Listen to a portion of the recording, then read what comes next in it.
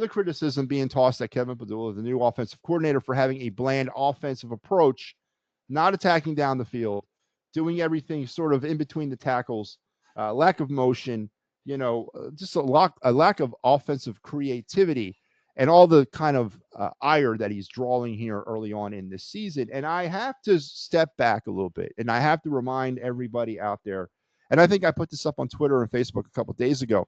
This is nothing new to this fan base when it comes to criticizing offensive coordinators. And I I went at it a different way, and I am going to throw the angle out tonight because I think it's an interesting topic, and I think it's an interesting point to be talked about.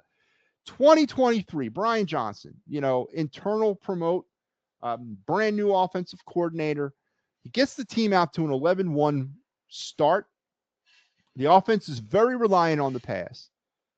Things fall apart, however you want, whatever the reasoning around what you think was the reason why we fell apart in 2023. We could debate that as well, but they fell apart. The offense became predictable. There was times in that season where defensive units were like literally once they saw the Eagles get into a certain formation, they were yelling out what the play was because the offense had become so predictable. And that's true. That did happen. And Brian Johnson was scapegoated for the problems of this team in 2023. So we fire him and we bring on Kellen Moore in 2024. Now, and we have notoriously short memories, well, especially when it comes to bad things, especially the Eagles. Kellen Moore comes in and basically tries to institute his playbook. There's a lot of rumblings and grumblings coming out of camp that Jalen Hurts was not picking up the playbook, was having problems deciphering the playbook, whatever. So they go into the season, first 4 games, they're a pass-heavy offensive unit, and they struggle.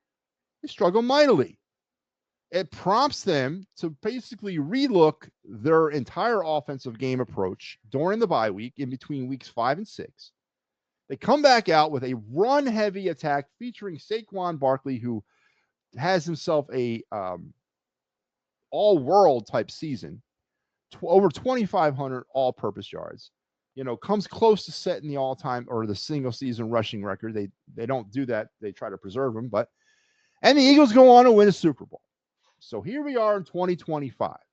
Saquon Barkley and the Eagles come out through the first 2 games of this season, and Saquon has been largely contained. Now, whether or not that's because of the play calls, of the fact that he's not running anything off the sides or edges, but he has been largely contained. And what I mean by contained, Saquon's getting his yards and he's getting his touches, but he's not getting the home run. He's not getting that 75-yard run up the middle, that dagger run that he would get a lot of times in 2024 to sort of put teams away. He's not getting any of that. Now, whether or not the Chiefs provided that blueprint into the Super Bowl because he was contained in that Super Bowl, Dallas contained him, and Kansas City contained him as well this past week. Whether or not that blueprint has been provided and Saquon's not going to rush forward or not going to accumulate over 2,500 all-purpose offensive yards this season, which I don't think anybody really should have went into the season thinking he was going to replicate that. But the fact remains, if you did, I don't know if I don't know what I could do for you, but he has been largely contained, and the offense has struggled, and they're blaming the new play caller. And the point that I want to bring out is that we keep changing offensive coordinators, but what stays the same has been the passing personnel over the last 3 seasons. Jalen Hurts and company have been the same passing personnel.